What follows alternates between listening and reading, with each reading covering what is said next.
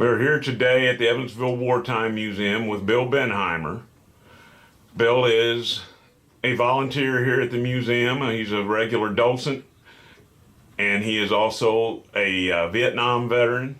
And we're going to interview Bill today about his life and growing up in this area and his experiences. Bill, can you tell us, give us your full name and tell us where you were born and so on? My full name is William David Binthimer. I was born in Evansville, Indiana on September 20th, 1950. I lived my whole life in Warwick County, Indiana. I went to Tennyson grade school, graduated from Boonville High School in 1968. As a young man, to make some money, I cut grass, put up hay. I helped people plant gardens, anything I could do, wash cars to make some money. When I was 18 years old, I got a job at a wood factory in Dale, Indiana. After that, I moved on to another factory in Evansville, Indiana. I lasted about 1 year and 8 months out of high school before I was drafted. Okay, did you have siblings, older, younger? I had 2 older sisters and an older brother. My brother went into the Army in 1968, but he could not pass the eye test, so they sent him back home. I had 2 brother-in-laws that were in the Army Reserve and 1 in the Army National Guard. Okay, so when you got drafted into the Army, where did they send you first? Okay, I went to Fort Knox, Kentucky when I was drafted. There's a little interesting story about my draft number. I worked third shift at an air conditioner plant at Evansville, Indiana. The next morning when I came home, my older sister called and said my number was in the high 300s and I would not be drafted. A couple hours later, my younger sister called and said, "Your number is 43. You will be drafted." Mm-hmm. A little difference. You went from the mountaintop to the valley there. I did. Now, I did not mind being drafted. I just didn't want to be away from home for 2 years. I had a regular job. I had a girlfriend that I was crazy about, and I had a nice car, so everything was good until the draft interrupted my life. Mm-hmm. So now after you're drafted, where do you go for training? I go to Fort Knox, Kentucky for basic training. Then from there I went to Fort Polk, Louisiana for infantry training. Infantry training lasted 10 weeks. I went through Fort Polk in June and July, the worst part of the time of the year to go through Fort Polk. Very hot, humid. It was pretty rough at Fort Polk. I'm sure. So once you get through with your training, what's your next step in the military? Okay, my next step was I had a month's leave before I go to Vietnam. I shipped out of Fort Lewis, Washington, and I arrived in Vietnam in August of 1970. I served from 1970 to 1971. When I first got to Vietnam, the lieutenant opened the door to the airplane and said, "Welcome to Vietnam. The temperature today will be 108 degrees." And it turned out that that was a cool day for Vietnam. Wow. So what part of Vietnam did you go into?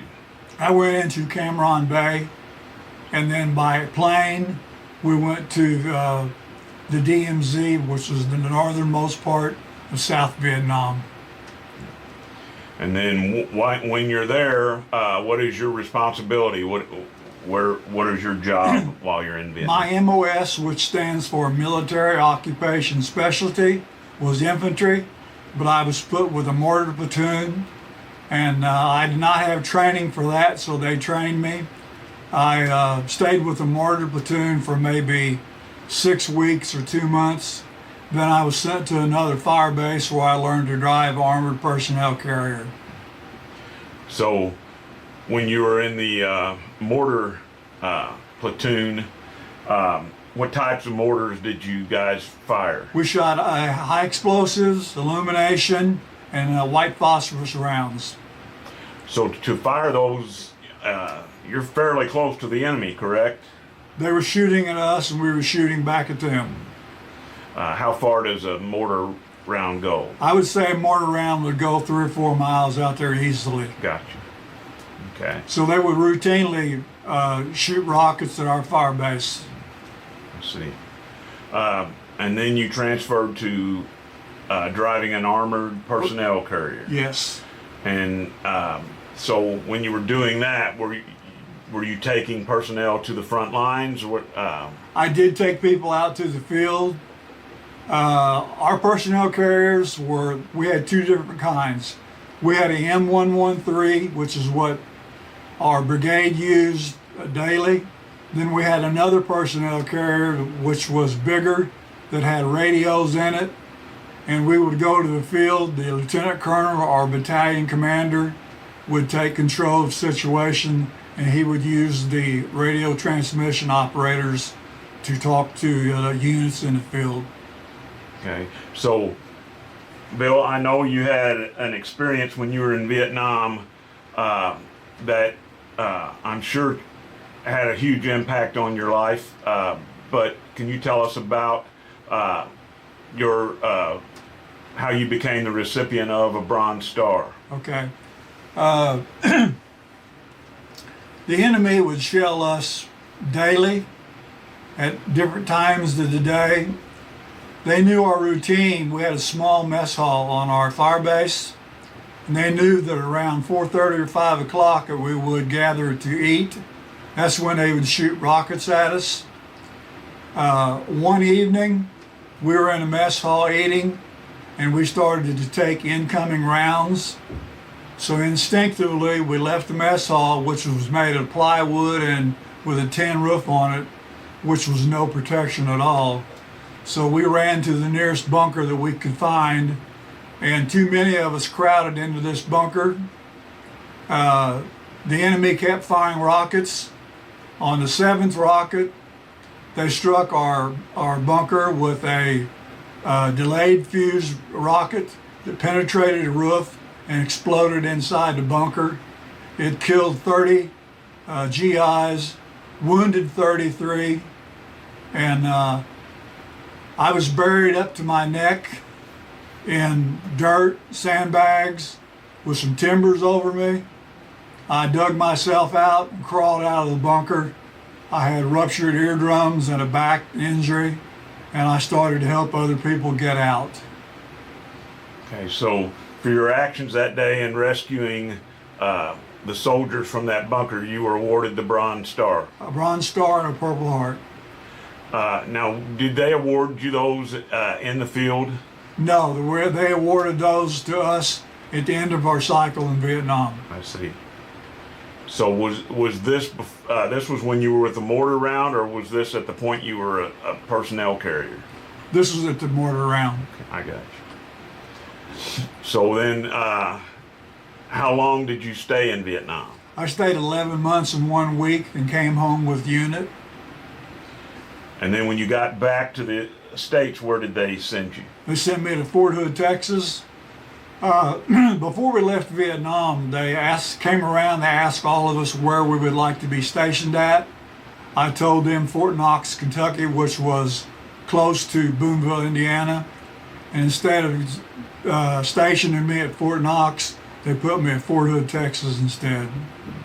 So that was the luck of the draw. Yeah, that figures, doesn't it? Yeah. So once you got back here and you were at Fort Hood, how long were you in before getting out? I was at Fort Hood for about 3 months before I got out of the Army.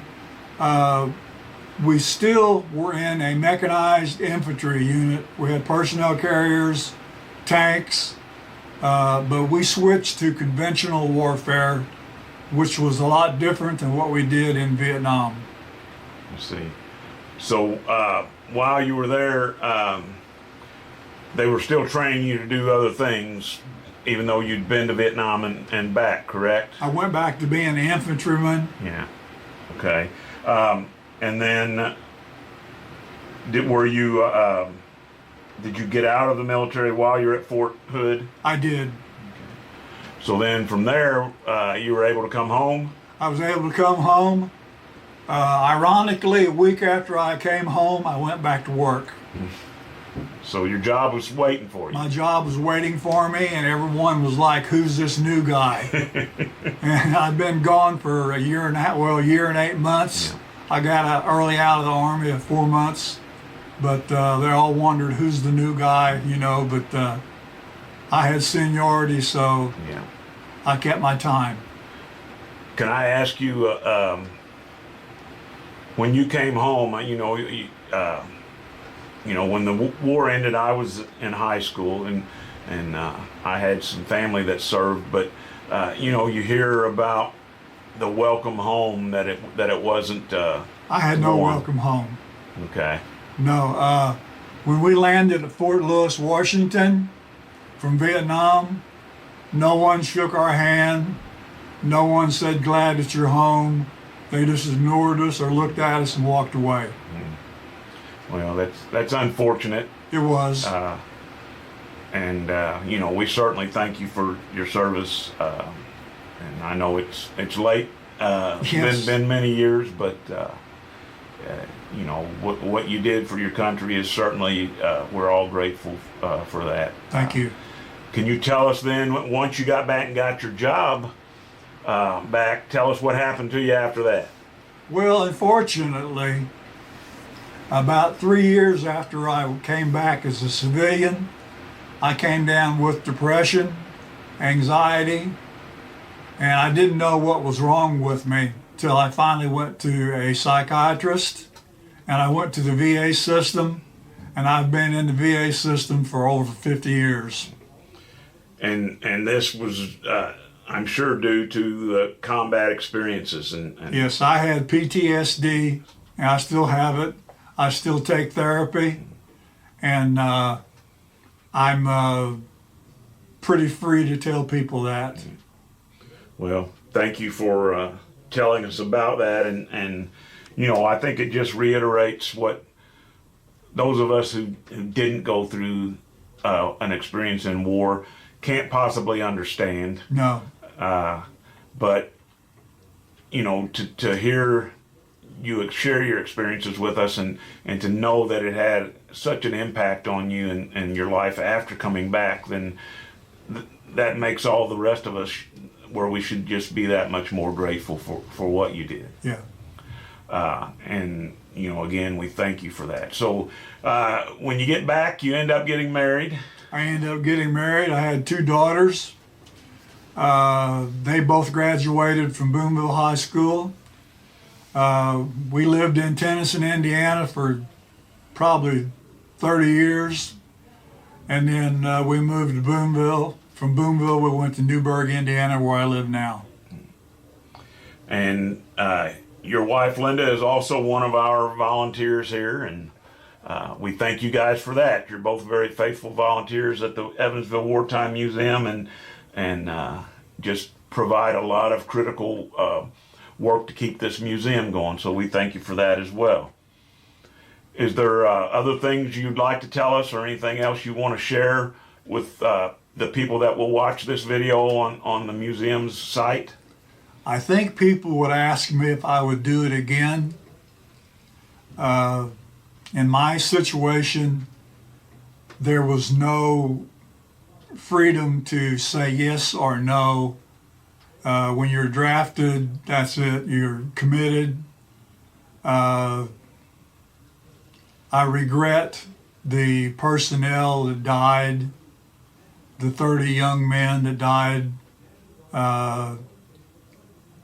I just hope that their siblings that they have, really appreciate what they did.